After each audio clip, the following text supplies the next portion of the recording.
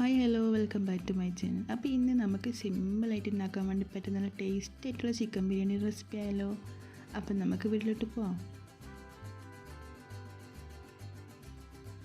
അപ്പോൾ അതിന് നമുക്കൊരു പാത്രം ചൂടായിട്ട് വരും. അതിലേക്കൊരു 3 ടേബിൾ സ്പൂണോളം ഓയിൽ ഒഴിച്ച് കൊടുക്കുക. അപ്പോൾ ഞാനിപ്പോൾ ഇവിടെ ഒഴിച്ചെടുത്തിട്ടുള്ളത് നമ്മൾ ചിക്കൻ ബിരിയാണിക്ക് ആവശ്യമായിട്ടുള്ള ചിക്കൻ ഞാൻ ഫ്രൈ ചെയ്ത് വെച്ചിട്ടുണ്ട്. അപ്പോൾ ആ ഫ്രൈ ചെയ്ത ചിക്കൻ്റെ ഓയിലാണ് ഇതിലേക്ക് ഞാൻ ഒഴിച്ചെടുത്തിട്ടുള്ളത്. അപ്പോൾ ചിക്കൻ എങ്ങനെ ഫ്രൈ ചെയ്തെന്ന് വെച്ചാൽ കുറച്ച് മഞ്ഞളും കുറച്ച് മുളക് പൊടിയും കുറച്ച് ഗരം മസാലയും ഉപ്പും ഇട്ടിട്ട് നന്നായിട്ട് മിക്സ് ചെയ്തിട്ട് നന്നായിട്ടൊന്ന് ഫ്രൈ ചെയ്തെടുക്കാം. ഇനി എണ്ണയിലേക്ക് നമ്മൾ അരിഞ്ഞ് വെച്ചിട്ടുള്ള സവാള ഇട്ട് കൊടുക്കാം കേട്ടോ. ഒരു 4 വലിയ സവാള അരിഞ്ഞിട്ട് കൊടുത്തിട്ട് നന്നായിട്ടൊന്ന് വഴറ്റിയെടുക്കാം. ഇനി ഇതിൻ്റെ കളറൊക്കെ മാറി വരുന്നത് വരെ നമ്മളിതുപോലെ ഒന്ന് വഴറ്റി കൊടുക്കണം. ഇപ്പോൾ ഇത് നന്നായിട്ട് സവാള വഴന്ന് വന്നിട്ടുണ്ട്. നമുക്ക് ഈ സവാള വഴറ്റുന്ന സമയത്ത് കുറച്ച് ഉപ്പും നല്ല ഫ്ലെയിം ഒന്ന് ലോ ഫ്ലെയിമിലേക്ക് മാറ്റി കൊടുത്തിട്ട് വഴറ്റിയെടുക്കുകയാണെങ്കിൽ നല്ല സോഫ്റ്റായിട്ട് കിട്ടും നമുക്ക് സവാള. അപ്പോൾ അതുപോലെ ഒന്ന് ചെയ്ത് നോക്കാം എല്ലാവരും. ഇനി ഇതിലേക്ക് നമുക്കൊരു 4 തക്കാളി ചെറുതായി എണ്ണത് ഇട്ട് കൊടുക്കുക.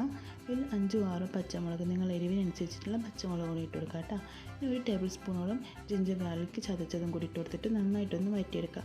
ഇനി ഇതിൻ്റെ സ്മെല്ലൊക്കെ നന്നായിട്ട് മാറി വന്നിട്ട് നമ്മൾ തക്കാളിയും പച്ചമുളകൊക്കെ വഴന്ന് വന്ന് ഇതിൻ്റെ കളറൊക്കെ മാറി തക്കാളി നന്നായിട്ട് ഉടഞ്ഞു വരണം. ആ ഒരു സമയം വരെ നമുക്കിത് നന്നായിട്ടൊന്ന് കുക്ക് ചെയ്തിട്ടെടുക്കാം.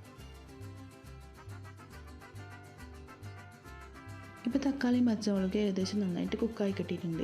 ഈ ഒരു സമയത്ത് നമുക്ക് കുറച്ച് ഉപ്പ് കൂടി ഇട്ട് കൊടുത്തിട്ട് നന്നായിട്ടൊന്നും കൂടി ഒന്ന് മിക്സ് ചെയ്തെടുക്കാം. ഇപ്പോൾ നമ്മൾ മസാലയൊക്കെ നന്നായിട്ട് റെഡി ആയി കിട്ടിയിട്ടുണ്ട്.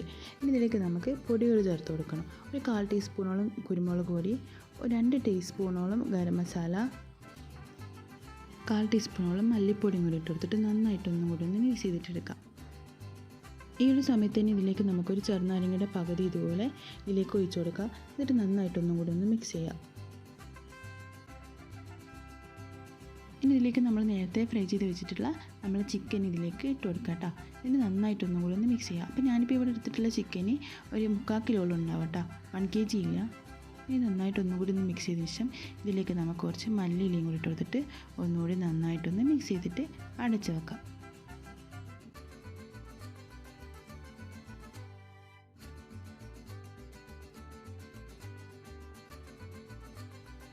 ഇപ്പോൾ നമ്മൾ ചിക്കൻ മസാല റെഡി ആയിട്ടുണ്ട് കേട്ടോ.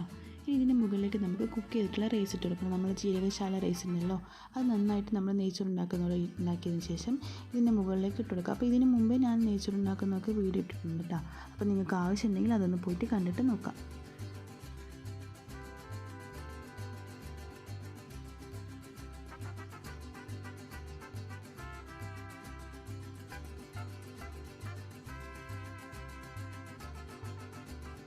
ഈ റൈസ് നന്നായിട്ട് എല്ലാ ഭാഗത്തേക്കും ഇതുപോലെ ആക്കി കൊടുത്തതിന് ശേഷം ഇതിൻ്റെ മുകളിലേക്ക് നമുക്ക് കുറച്ച് സവാള വറുത്തതും കുറച്ച് കാഷ്നട്ട്സ് വറുത്തതും കുറച്ച് കിസ്മിസ് മുന്തിരിയൊക്കെ ഇട്ടിട്ട് നന്നായിട്ടൊന്ന് ഡെക്കറേറ്റ് ചെയ്യാം. ഇനി ഇതിന് മുകളിൽ കുറച്ച് മല്ലിയിലയും കൂടി ഇട്ട് കൊടുത്തിട്ട് അടച്ച് വെക്കാം കേട്ടോ. ഒരു 10 മിനിറ്റോളം ലോ ഫ്ലെയിമിലിട്ടിട്ട് നമുക്ക് ഇത് അടച്ച് വെക്കാം.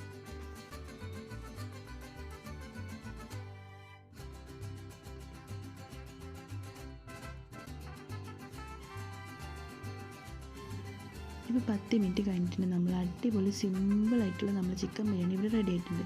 സിമ്പിളാണെങ്കിൽ നല്ല അടിപൊളി ടേസ്റ്റ്, നമുക്ക് പെട്ടെന്ന് ഉണ്ടാക്കാൻ പറ്റും നല്ലൊരു ബിരിയാണി തന്നെയെന്ന് പറയണം കേട്ടോ. അത്രയും നല്ല ടേസ്റ്റുള്ള നല്ലൊരു ബിരിയാണിയാണ്. എല്ലാവരും ഒന്ന് ട്രൈ ചെയ്ത് നോക്കാം കേട്ടോ. ഇഷ്ടപ്പെട്ടിട്ടുണ്ടെങ്കിൽ ലൈക്ക് ചെയ്യാനും സബ്സ്ക്രൈബ് ചെയ്യാനും ഷെയർ ചെയ്യാനും കമൻറ്റ് ചെയ്യാനൊന്നും മറക്കരുത്. അപ്പോൾ നമുക്ക് മറ്റൊരു വീഡിയോ പിന്നെ കാണാം. Bye, thank U.